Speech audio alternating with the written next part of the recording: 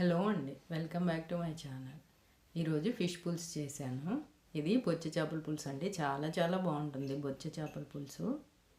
బొచ్చ చేపని ఫ్రై కూడా చేసుకోవచ్చు, కానీ పులుసు ఇంకా చాలా బాగుంటుంది. ముందుగా దీనికోసం ఒక మసాలా ప్రిపేర్ చేసుకోవాలి. చిన్న మిక్సీ జార్ ఒకటి తీసుకొని 1 స్పూన్ గసగసాలు, 2 స్పూన్లు ఎండు కొబ్బరి పొడి వేసుకోవాలి. వేసుకొని దీన్ని మెత్తగా పేస్ట్లా చేసుకోవాలి.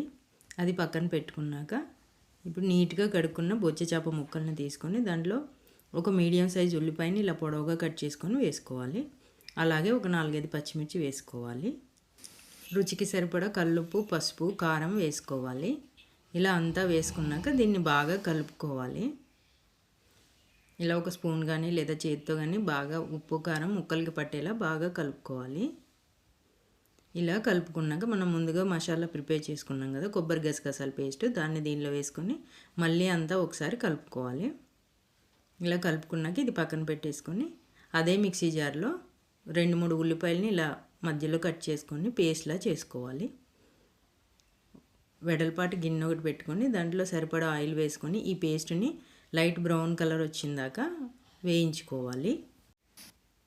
మూత పెట్టేసుకొని లో ఫ్లేమ్లో పెట్టుకొని వేయించుకుంటే ఉల్లిపాయలు బాగా సాఫ్ట్గా వేగుతాయి. ఇలా వేగిన తర్వాతకి మనం మసాలా పట్టించిన చేప ముక్కల్ని దీనిలో వేసేసుకోవాలి. వేసుకొని చిన్న స్పూన్ తీసుకొని అంతా ఒకసారి ఇలా కలిపేసుకున్నాక చింతపండు పులుసు వేసుకోవాలి. మీ పులుపుకు తగ్గట్టు చింతపండు వేసుకుంటే సరిపోతుంది. ఇలా పులుసు అంతా తీసి దీనిలో వేసేసుకుంటే సరిపోతుంది. ఇలా పోసుకున్నాక అదే స్పూన్ తోటి ఒకసారి అంతా కలిపేసుకొని మూత పెట్టేసుకొని 10 to 15 మినిట్స్ లో ఫ్లేమ్లో పెట్టుకొని ఉడకనిస్తే పులుసు రెడీ అవుతుంది. ఇలా పులుసు అంతా ఉడికిన తర్వాతకి కొత్తిమీర వేసేసుకోవాలి. కొత్తిమీరతో పాటు ధనియాల పొడి కూడా వేసుకోవాలి. ఈ ధనియాల పొడి ఏంటంటే ధనియాలు, జీలకర్ర, మెంతులు కలిపి వేయించిన పొడి అండి.